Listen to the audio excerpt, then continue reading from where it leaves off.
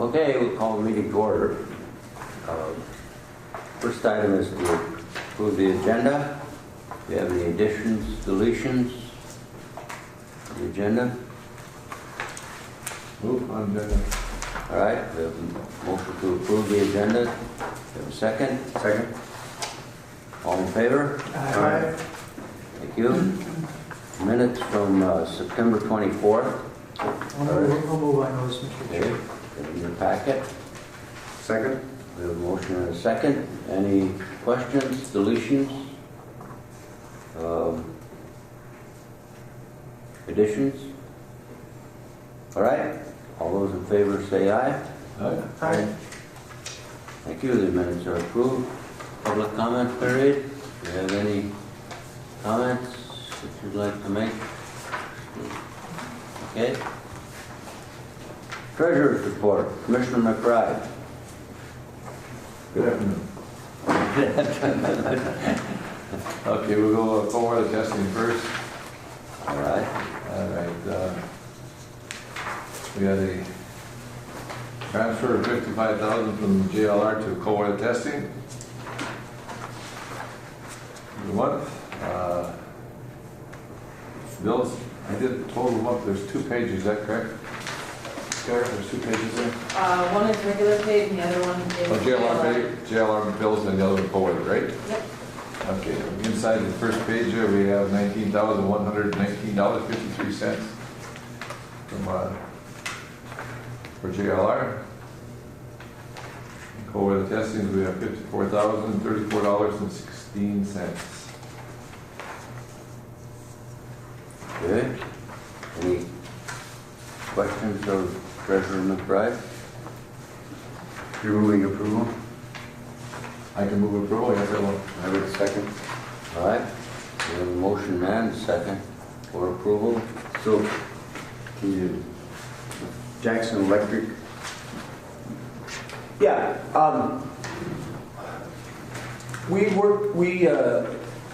historically now with JLR, we'll sit down and come up with a list of projects for the coming season. And we'll identify who's responsible and then get quotes based on, there's a variety of different, under that JLR. In addition, the big one, the $48,000, that's for the original cold box, the doors on the original cold box. There's 2 very large sliding doors. They're motorized with chains. We've been looking at replacing them for several years now, waiting for the opportune time, and felt that it was, they're 19 years old and they're problematic. So that's the big one. And so Tim, as kind of our on-site project manager, manages these projects. That doesn't mean he's doing all the work. He's subbing this, but he's putting together the projects, and he will pay the subs based on. So typically, and JLR has been asking for at least 2 quotes for all these various project areas. So we've got a pretty good system, I think, that we've established over time with Tim, and he is our on-site manager for these projects. But if folks would like to see a little more detail, I'm comfortable with the way he tracks it and the system, the process that we're currently using. They're bid out then, Paul? I mean, through him, they're bid? Well, we'll come up with a variety of quotes and we'll take the low, but if over 25,000, I think you technically are supposed to bid out those. So that's, some of these he'll do them in sections to try to achieve So this that. wasn't, I guess, all one? No. Yeah, that's true. And the other thing I think with JLR and co-oil testing, and just maybe discussion for future, but I think some of these probably should be brought to the board. So I mean, I wasn't aware that these big doors are going in. I don't think anybody else. Maybe we should bring those to the board, Paul. Keep us a little bit up to date on it. Yeah. So. I think that's a good idea. I think that we've done that in the past too, is actually go to the facility and you can see some of these improvements. And we don't need to nickel and dime or micromanage, but just sometimes when one of these bigger tickets are, we probably should be looking at them. I agree. I think that's That makes sense. All right, thank you. Any other questions? Oh, yes, well, we got to vote the bills, that's right. I'm not right down this one yet, but. All those in favor, say aye. Aye. Okay. And then on, I think the third page, you'll see for September, there's a negative in the net income for $62,748.62. With that, I will move the accounting report, financial report. All right. Any questions? Any clarification? Do we have a second? Yes. Second. Second. Okay, we have a second. All those in favor say aye. Aye. Opposed? Very good. Continue. Okay, we'll go to KEDA. This morning we went through the bills and reconciliation and signed the checks. We have unpaid bills of $24,842.08, and the big one, of course, for the month is paid to the county is our salary and benefits. The rest of the bills are all pretty much just day-to-day business. So I move forward to pay $24,842.08. All right. We have a motion from the treasurer. I'll second. A second. Any questions, The discussion? very small item, but aerial photos of PCA and MD&W properties. Oh, yeah, we hired Sean Barr, he's got a drone, and we updated our ad for, Minnesota Deed has a publication that they bring to various events, and we put an ad in there, and we've got a picture of basically it's about our new airport, our rail system, and trucking transportation. We tried to get a picture of the parking lot at PCA where they have all the trucks, because it's impressive when you got all those trailers, it conveys, So Sean, we hired Sean, and Sean got some great aerials that we're using as part of our new ad campaign, and they turned out very well. And then we also got some various shots of MD&W too to highlight kind of the work that they do in and around, not just CN, but MD&W. So. Very reasonable price. It's amazing what they can do with the drones. Yes. Yeah. The drones are starting to put helicopters out of business. Oh, sure. Some of the big helicopter companies that do commercial shots and stuff, they're doing for 1/10 of the price with drones. I know they're One thing I did learn, giving the FAA because they Did you go to they that? don't know how to control. Is the FAA, there's no control on that, is there? Really no law against them? well, there are certain requirements for line Fully of sight. certified Yeah. operator Yeah. for certain heights. Certain nights. One thing I learned too is you always have to get permission from the property owner because, Shoot. people get suspicious that we're flying around PCA and railroads. So. All right. Motion second. Any further? I think we have a motion in a second, Yeah. All in favor, say aye. isn't it? Opposed? Okay. And then for September, profit loss, we had a net income of, we're net positive cash flow, $3,175.31. And I move the financial report for completion and accuracy. All right, we have a motion. We have a second. Second. We have a second. Any questions? Discussion? All those in favor say aye. Aye. Opposed? Very good. Thank you, Commissioner McBride. Next item, Mr. Nevin, the Veteran Service Office space. Yes, Mr. Chair, after last month's meeting where we basically notified the board that we've been working with the county Veteran Services Office to relocate their offices in the front part of KEDA. In the meantime, I've been working with Jenny and the county attorney. They've developed a pretty straightforward lease agreement with the Veteran Services. And some work is being done currently there. We're doing some utility work, some carpet work on their behalf. And at that time, I would look for direction from the board to enter into this lease agreement with the county. All right. $400 a month fee. And we're paying, $650. Excuse me. So you're looking, well, the board would probably have to use a motion to enter into agreement with the county? Yes. Won't that be, All right. for me to move that or not? I just have a question, point of order before we do it. Would we want to have Wells Fargo on here too, signing, letting them have it? We actually asked them, they said, since we are already leasing that, it's just basically an internal sublease with us, and then they don't require it. And there's no reason for it, Right. no reason to have But we something that did says we notify can them. sublease? Yeah. Okay. No.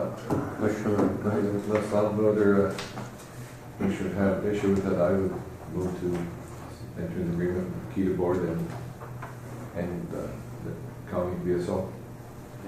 we have a motion to approve the agreement between Cooching County and the Cooching County VSO and the KEDA board. I'll second.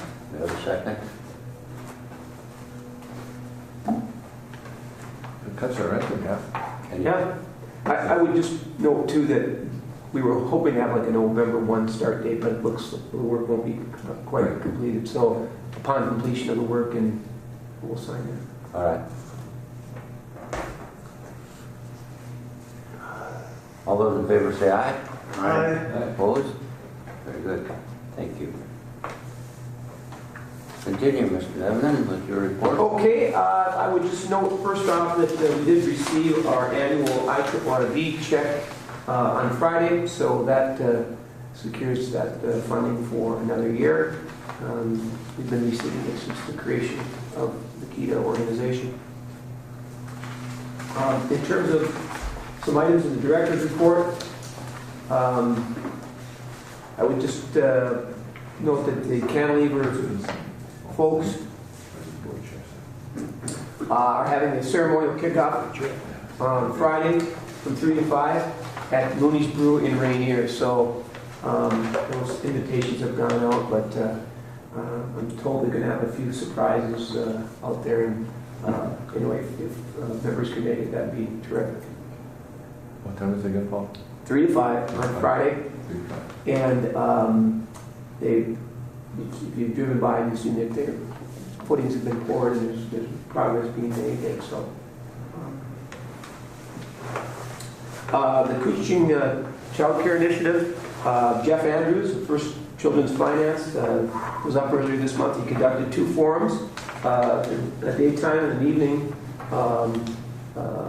right here in the county, and about 30 participants in total for both events, including child care providers. There's a number of different folks from the county there as well.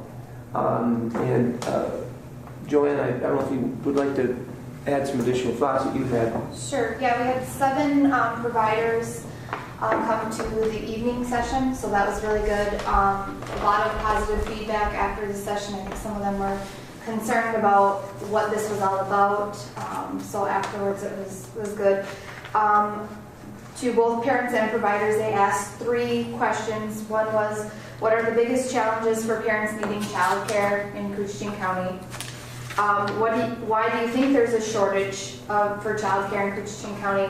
And how can the community support childcare businesses? So those are the 3 questions we went over, and everybody kind of got into groups, gave their answers, and then now Jeff is going to take all the answers from both sessions and put them together and kind of do a summary of what we feel are our biggest issues in Kuching County.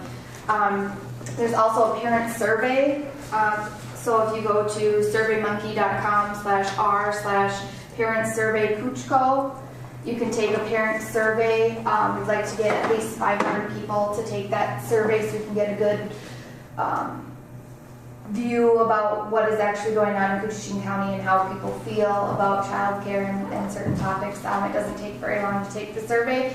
We're going to put it on the KEDA Facebook page and encourage others in our core group to put it on their pages as well.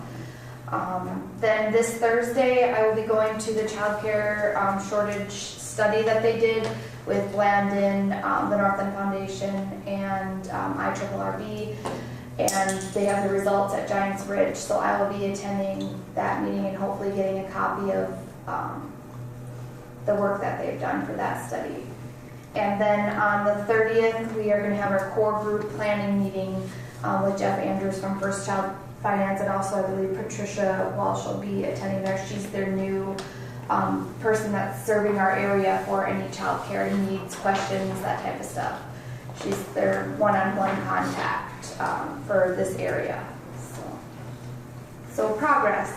Yes, Great. no, it's a very, very good session that I attended. Very worthwhile. Thank you. Yeah, I thought it was real well done too. Jeff's done a number of these in communities large and small. And one of the things that he points out, is very careful to point out, is that he's not there to say, this is what you need to do in Cooch. He's there to basically add his experience and have solutions, that make sense for the county. And so I liked his messaging, and like I said, he's had success. And a big part of this too is not just, it's regulatory. So some of it might be legislative. And so I'd be interested when you come back from Giants Ridge to see what recommendations they have. Yes, Trish? Thanks to Joanne for stepping up and doing this. I guess it's a little out of your original job description with SBDC, but it's nice that somebody's kind of grabbing that and running with it for us. Well, if I could, one of the things that they mentioned was that treating childcare not as a service but as a small business. You're a small business owner. And so that was part of it too, is possibly even helping some of these providers with cash flow and managing the business side of it. As well as the workforce piece of this is important. Yeah, Mr. Chair, one of the things that we kind of learned there was that some communities are offering incentives to folks to start childcare services. So it is certainly something that some communities have gotten very original about. He spoke with the Workforce Investment Board when I was there. Yes, and he's, talked about it as economic development. It's crucial because parents can't work and you can't fill the jobs if you don't have adequate childcare. So it's a huge part of economic development. And he said the major reason they close or don't stay open is financial. They don't think about childcare as a business. They think about it as they're good at it, or they have space in their house and they have their own kids anyway. So, then it's not managed right. And so, it was very informative. And I thought really telling that I didn't think about it that way either. Yeah, it's great. Thank you. Yeah, thanks, Joanne. Just touch on the Blandon Broadband Communities Initiative. Harley and I and a number of others with the Kuching Technology Initiative will be traveling to Brainerd. They're having a border-to-border broadband conference there with a number of consultants in the industry. So I'm looking forward to learning more and bringing our story with one of the selected, the county was one of the selected broadband communities, even though it is a county-wide initiative. So, Paul, over the weekend, I guess was the Duluth Tribune had an editorial, and I believe they've endorsed Representative Eklund. I don't know if you read the article, but And his number one priority that he put forth that really got attention was border-to-border broadband. That's where he's gonna really try to focus this year, so, and it fits in with what you're working with. Yeah, I'm looking forward to learning more, and we've got a good team, so. And then another update from the Housing Collaborative, Steve, research, Community Partners Research, presented a draft study of this countywide, the draft of this countywide housing study last week to a number of collaborative members here, and Suzanne, others, but it's a fairly, I've got a copy of the document here with me. It's a fairly large document, a lot of data, and there's actually a brief summary that goes along with it. But we went through it kind of at a higher level just to, kind of outline the approach and kind of, and there was some feedback that they'd like to have some minor modifications. He's going to take that feedback and then create a final draft document that he will formally present to the various communities within the county. There's 5 more of those? Yeah, each community will have. I don't think all the smaller cities are going to be quite that thick, would they? No, probably not. But I think it's a good document. There's a lot of information in there. There's a lot of good data. And again, Steve and his group have been at this for a long time, in communities large and small. So I think I'm looking forward to the final document. Let's see, what else? Kari Howe from DEED was up earlier this month just to touch base, and we talked about a number of current projects and initiatives that are happening within the county. Toured around a bit. In fact, I'm going to be on the phone with Kari this afternoon as a follow-up. Paul Hellstrom, Minnesota Power, was here last week to look at possible locations for 2 level 2 charging stations. Those are the slower, like a 6 to 8 hour charge. So we looked at a couple of locations within the area here to site those. We also brought them to the test facility, and Ron Sutherland of JLR and Paul started talking electric vehicles, and it was a good session. Ron's probably he's used electric vehicles in a number of states and had some really good experiences that he fed back into Paul Hellstrom. So we're hoping to have a kind of final decision on when they're going to bring these up, and then hope to have them installed sometime later this year in the spring. At Northland, the Fairground Bleacher Project, I was at the last Northland Progressive meeting. Don Lukenbill of the Coochin County Ag Association presented plans. They're replacing the aging bleachers at the fairground, and they're doing it with a sponsor and bench type of approach, where if you donate some funds, you can have a plaque put on there. These are going to be aluminum bleachers that are going to replace the old wooden ones.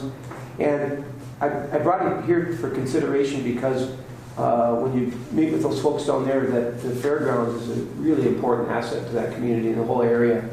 And I just think it's worth consideration and at least some sort of donation to toward that project. So each bench is $350? Each bench or bleacher section, aluminum section, is $350. Now you don't have to donate the entire $350. Don't take any funds, but again, I think it's worthy of consideration. I would think that that's a good cause. That's a legal expenditure by the authority? Correct. Excuse me, is that a contribution, or is it how do we term this? Is it donation to the North Home, to the county fairground? Yeah, I would call it a donation, sponsorship donation. We give, I think the it's county supports the district fair and the Little Fork Fair too, X amount of dollars, I don't have that on the top of my head, but I think it's just, as a grant or a donation, whatever you want to do. How do you want to do it? I'll second that. I've heard two motions. I think it's Mayor Anderson, Commissioner Well, Anderson. I would move to grant the North Home County Fairground for the bleacher project a $350 sponsorship. We have a motion, And a second. and you have a second. And First and seconded. second. All right, a motion and a second, further discussion. All those in favor say aye. Aye. Opposed? Very good, thank you. Thank you. And I did have an opportunity, I attended a luncheon last week. Do you remember Tony? Tony Colas Colas? worked with Senator Lessard as his committee staff. Yes. He was there representing the state chamber. And they typically will identify the priorities for the coming legislative session, and they tour the state and go to various communities to basically roll out their legislative priorities. So they were at the Packaging Corporation of America, and so I had an opportunity to sit in on that. They also offered a tour, which I did not take part in because I'd recently been through there, but I think they had about a dozen folks there as part of that, and then took the tour as well. So Okay, with that, any comment, question? Mr. Chair, I just gave Paul a little excerpt from the Business North magazine. I see our director of our Small Business Development Center was recognized in there. yes, very good, thank you for that. Oh, and one other item, I didn't put it in your packets, but Duluth News article regarding their container terminal project that they recently established a year and a half ago. They're already expanding it, and they're asking the city for a $3 million expansion of that, running additional rail into that site because it has exceeded their expectations in terms of the number of containers. And so I had an opportunity last year to tour that and talk to one of the people that was involved in the creation of it, and said it took 9 years to get this in place. So there's more investment in transportation in the region, and it's amazing to see as these trains go through Rainier. I just drove through there the other day. I actually sat through the train. Just how many containers are coming through this area. That seems to be the new way to ship goods, is by containers. It's modules, and it's so. The other day, normally there's automobiles going south. But there was one train that had to be one of those 11,000 footers, all automobiles and trucks going north. So it had the American-made vehicles going overseas, which is great for the U.S., but there had to be millions and millions and millions of dollars being towed on that one train. Yeah, I mean, it was unbelievable.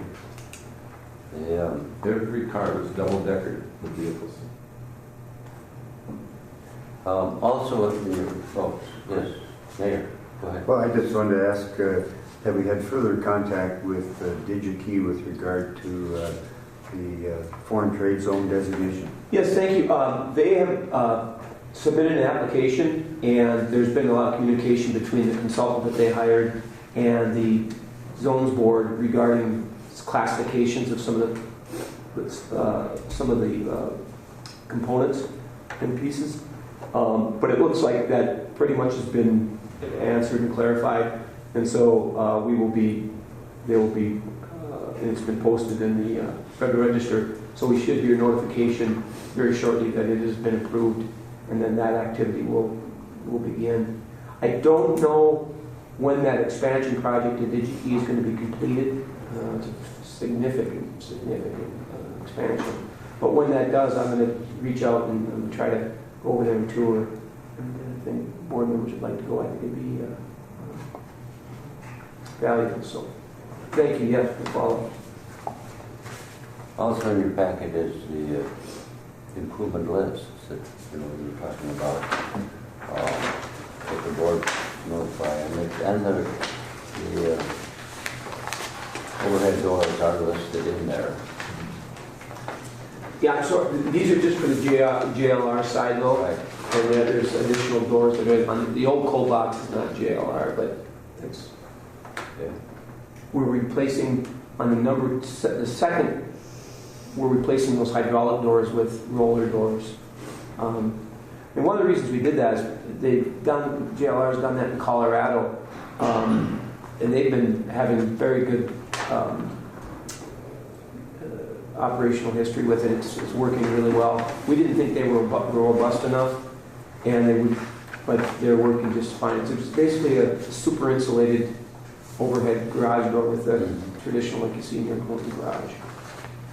So.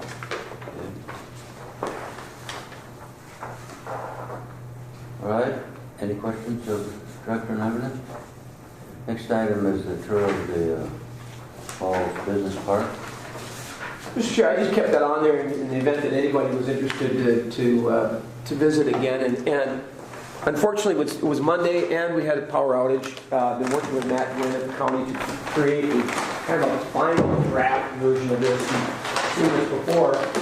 And so he's working on we've met with the posted a public meeting so some of the neighbors attend. We've been meeting as a core group with City and Matt to get feedback on this. It will essentially look like this in the end. We did have some discussion about routing a road through here and looping back out, or a cul-de-sac here. But I guess the important things are we're going to build this buffer, 50-foot buffer here. This 2nd Avenue East, these lots will be accessed from 2nd Avenue. Utility easements will be built in, but basically we wanted to soften this use, so this will be more like office or it won't be industrial, it will be more office-based. And we do have some interest in these 2 lots already. So Matt will create a final with some of these changes in here and clarifying some of these points, and then I'll bring it back to the board for getting final kind of feedback, and then we'll put out a notice to get a survey and a plat process in place. So might be a little bit further along, but we're heading into winter now, so I think we've taken a very slow and deliberate look at this and provided opportunities for feedback, and it's been good. We've changed some things as a result of some of the things we were hearing. So, big thing is we want to try to keep uniform lot sizes. We want to have obviously access. We want to be mindful of drainage and utilities as well, and I'll always be conscious of the neighbors and what impacts the activity might have on the neighbors. So, obviously, the park is there; it's been developed. And you said we have moved slow on some of this stuff, but if there's interest, obviously that would spur us to move forward faster. I mean, somebody may have an interest also and say they don't want 1.5 lots. So obviously, if it's a viable business or something like that, we're going to move quicker, and we may have to move some lines around yet. right. But this area is ready for people to develop. Good point. Yeah. So, Mr. Chair, what is privately owned presently now? Or what is In the original, this is the original 8 acres. Block 1, Lot 1 is privately owned, and Block 2, Lot 1. So Mr. Roach owns both of these. And this is still tied up with liens, and we're hoping that we can get some direction from the county attorney about getting it cleared up and back in place. So is there a process other than having to pay off the liens? We understand that there's a quiet title action that could occur. And we've asked, I guess we've asked the county to. Yeah, I've asked questions to it. It's just not easy to do. And I think there was some, we had some auctions for some tax forfeited, and that was put out. And one of the lien holders sat at the auction, but said nothing, did nothing. There was no interest in it at all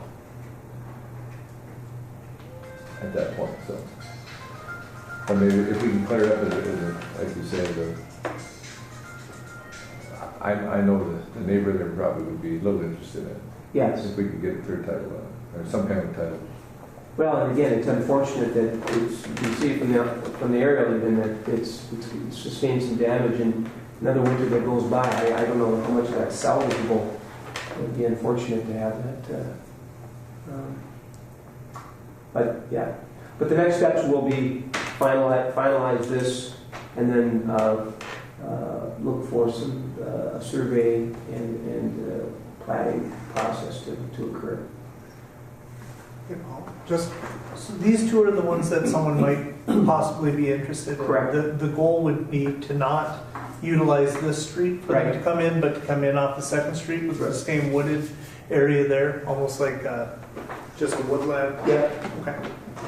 This is a current easement here that the county established, but they would come in off here, and I think it separates the two too, which helps. You know, we want to avoid traffic dumping back out on Second Avenue East from here, truck traffic. We want either to have it loop back on 53 or to cul-de-sac and go back on 53. And those east lots we kind of designated as office, light industry type thing. Correct. Like manufacturer, but Yep. And we'll put that in the deed or the plat. That those kinds of activities will be, you know. yeah, I think we got rid of an office type. And again, though, there's an alleyway. Has that been vacated? Or is that still a viable alleyway? I know there's easement there for utilities. Yeah. Now, whether it's regular. So it's not an alley, it's just an easement? Well, it's a 25.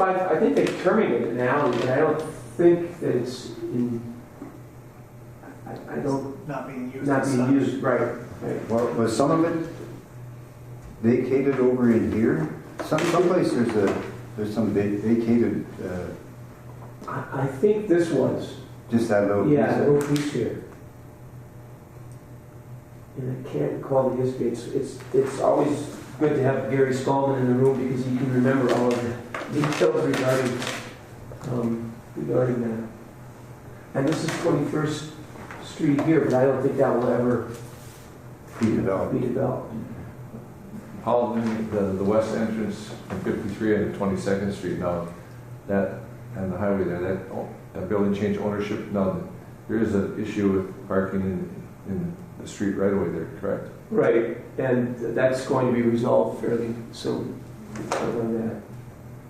Because as this is developed, obviously, that needs to have free access and. Right.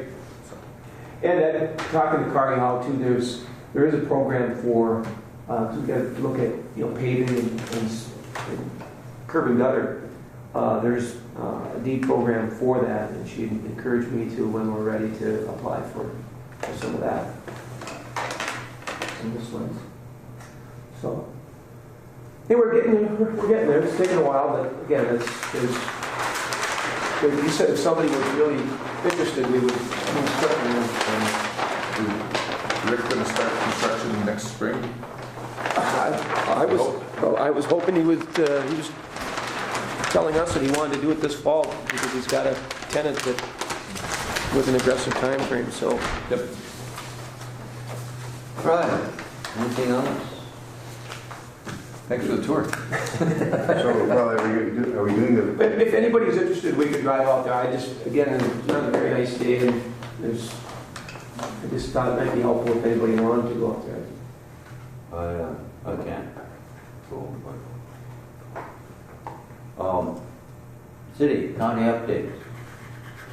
Start with the mayor. Well, from the city and the county together, the airport terminal project is moving along. They do have the first layer of the roof on the phase 2, which is great to see, and hopefully they'll be getting the windows in and closing that up for winter construction.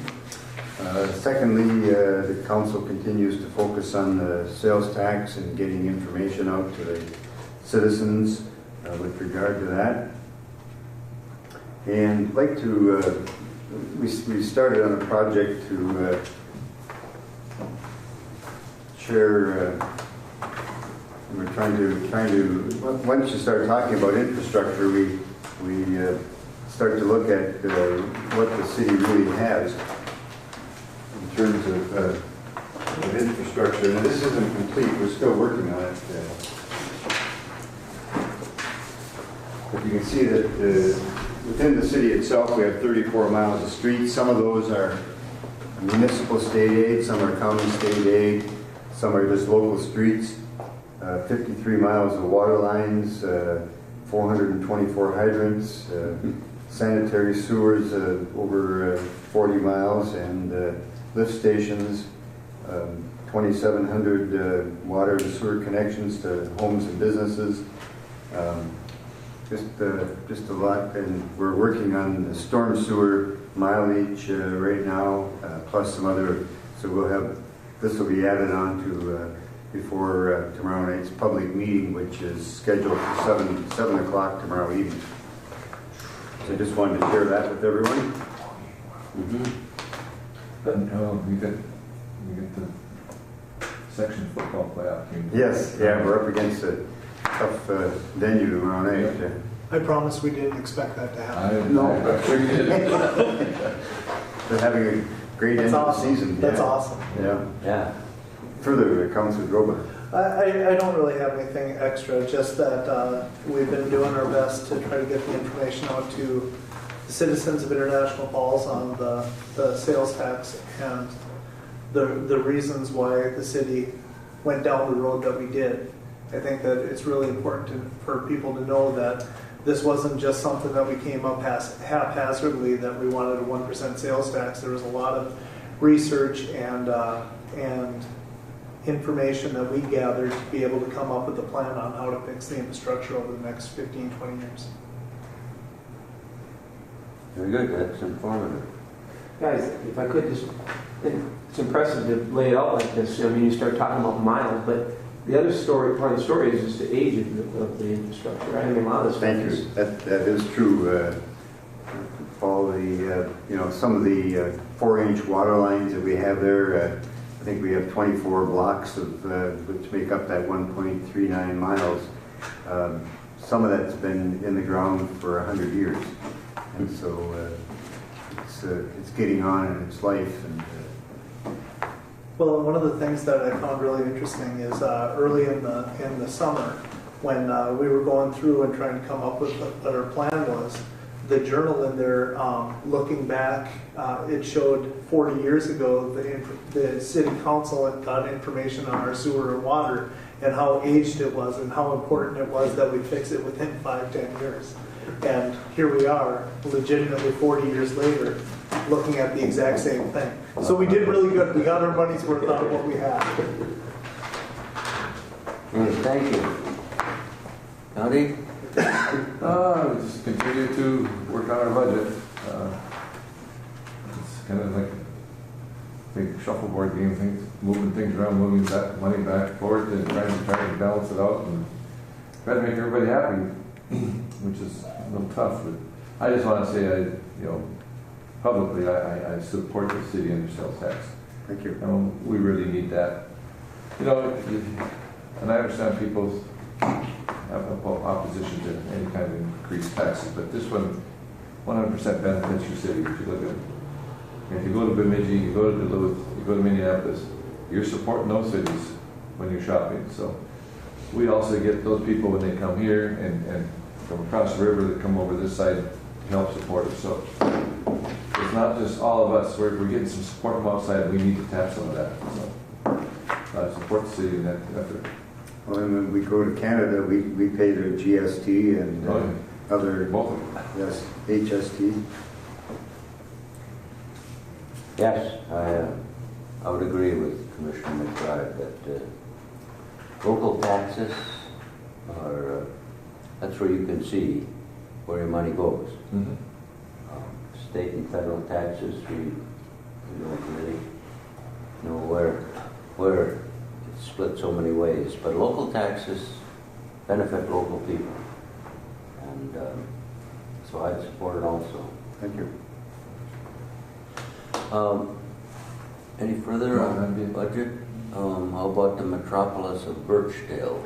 It's not just the metropolis of Birchdale, Mr. Chair, it's the thriving center of rural, the rural gears of Coochie County are going strong in every little community. Big Falls last week just closed on their land purchase for their recreational projects. North Dome has a new apartment building going up right now. Plus, the Ridge Runners Snowmobile Club is building a brand new facility right behind where the lumberyard is now. On the 27th of this month, there's a costume 5K run. Paul's going to be in it. He's dressed as me. And the same day, there's an annual Women's Expo in Northam. Paul goes every month. You almost got to be there to appreciate the civic involvement for a community that big. It's terrific. And in Birchdale, of course, this coming weekend, we have the Great Pumpkin Carving Adventure, Fright Fest, and Hayride. Oh, yeah. Yeah, you come on down, we'll give you all the utensils to cut your thumb off, and you'll have a good time besides. And the kids come and they just love it. Pumpkins are free to anyone that comes. And families, I don't know, you'd be amazed how many families from the Falls drive out and carve their pumpkins. And I think that the best part about it is the overwhelming sound from the kids and the buzz in the building, plus all the pictures after when they're all lit up. Wow. And it's a good thing. So we'll see you there. Do you use the little lights or you actually use candles? I don't know what's that? Candles. Yeah. Really good. Yeah, and it's just neat when you get like maybe 50 of them or 60 of them all together, Nobody uses chainsaw? They have there's people who come with specialized tools. Mr. Dremel would probably never dream of what happens. Yeah. That's it, Mr. Chair, and I'm not going to speak for Birchdale, but I do most of my shopping in International Falls. I'll always pay more for roads and infrastructure, always. Very good. Thank you for the update. Thank all of you for the update. Any further business? Yes. I was concerned when I was recently told that our nursing home has closed one wing, so they'll restrict how many patients they can take in, and we are an aging population. And they had to do that due to the inability to meet the staffing patient requirements. And I know this group has talked about nursing needs out of college and stuff, and I think we just need to keep that in mind. Very good. Good comments. I was not aware of that. Is that anything we can get some follow-up on? Because I hadn't heard that either. You said Good Sam? Yes. I talked with a lady and she said that they aren't able to meet the required staffing ratios for the patients they have, so they had to close off one area. And I believe all of their rooms were one patient, but maybe they can double up now. But still, it will restrict the quality of living there. And this lady said, I'm still working there, but I'm concerned that there'll be a pushover. And she said, no, I'll lose my job temporarily or permanently.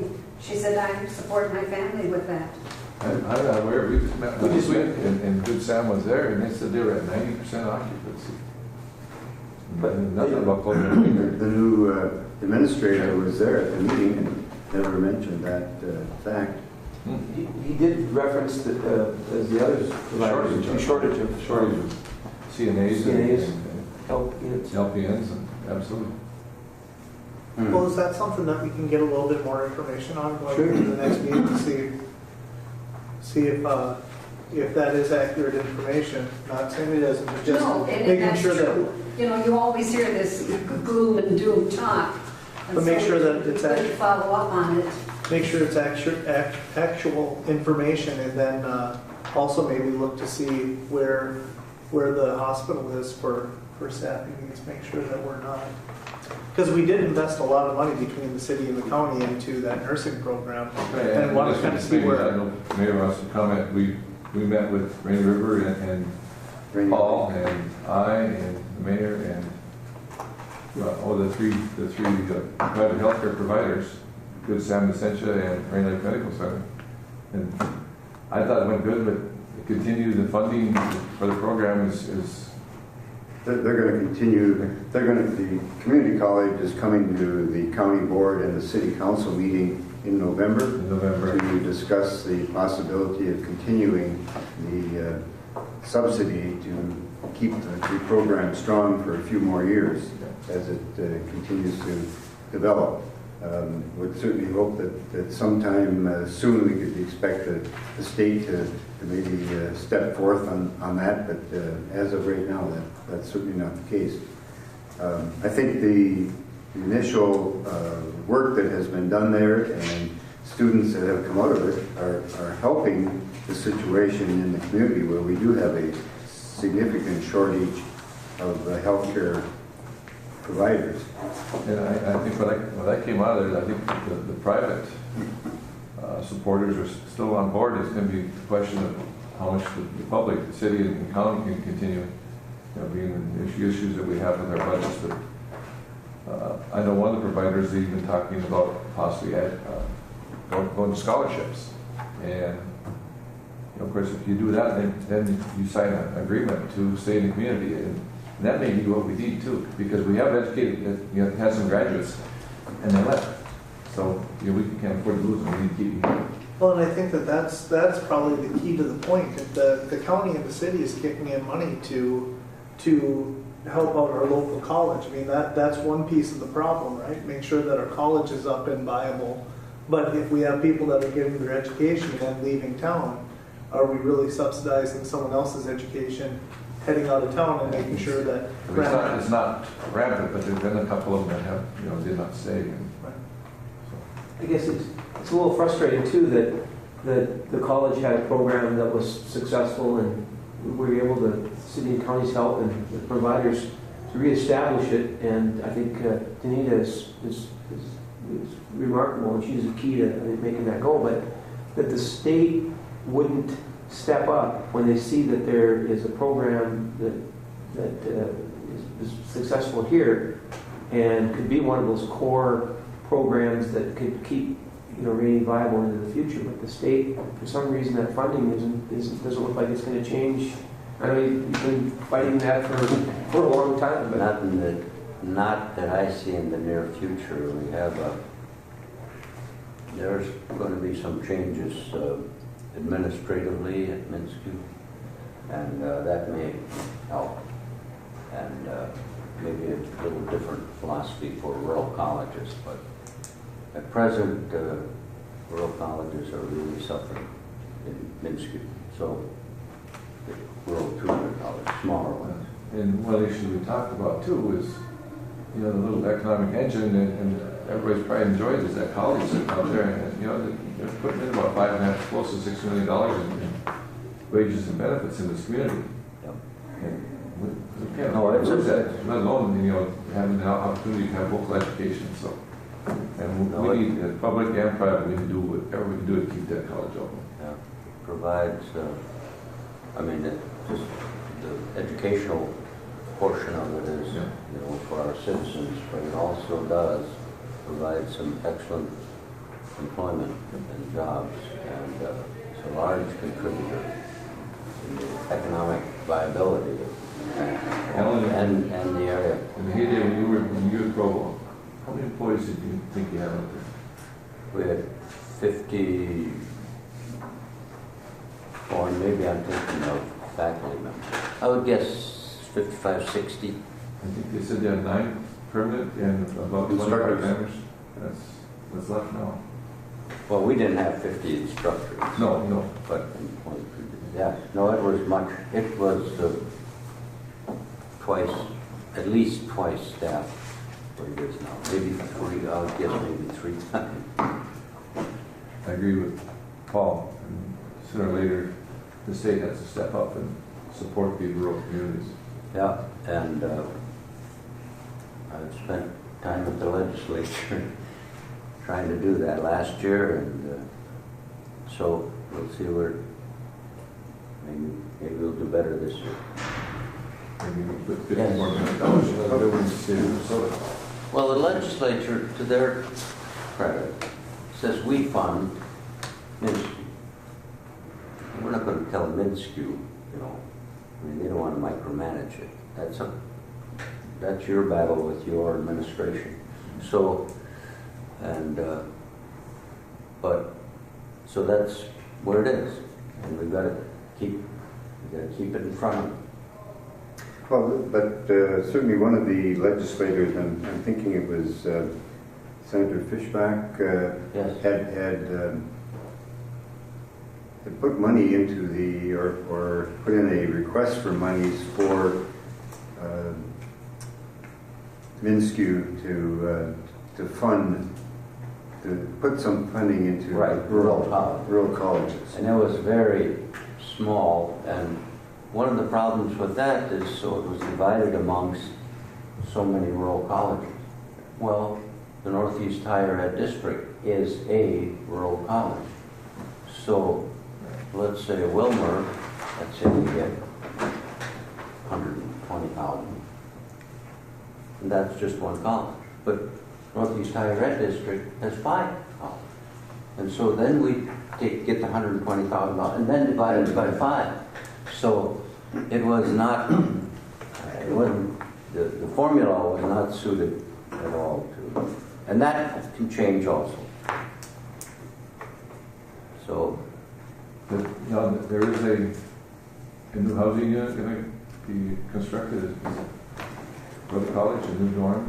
Well, I think the provost is looking to secure funding to build a new housing yeah. facility at the college to help increase enrollment. And I think we've seen that at Vermilion College in Ely, that having the additional housing space Yep. has brought students there. Sure. Our housing Vermilion is old and needs improvement for sure. All right. Next meeting. Late in the month, right, Commissioner? Yeah, Thanksgiving Day.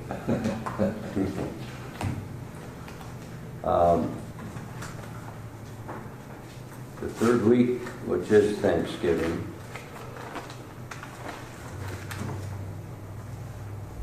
I have meetings in the Twin Cities. The 13th, 14th, and the 15th I'm in Duluth. Almost 21. 21, that's the day before Thanksgiving. Is all right? Let's go. Okay. It'll be at the city at 1 o'clock? County. County. Excuse me, county 1 o'clock. Gosh, we're already moving in on Thanksgiving. Already 1 o'clock, okay. Any other business to come before? Thank you for your comment. Move to adjourn. Meeting's adjourned. Thank you.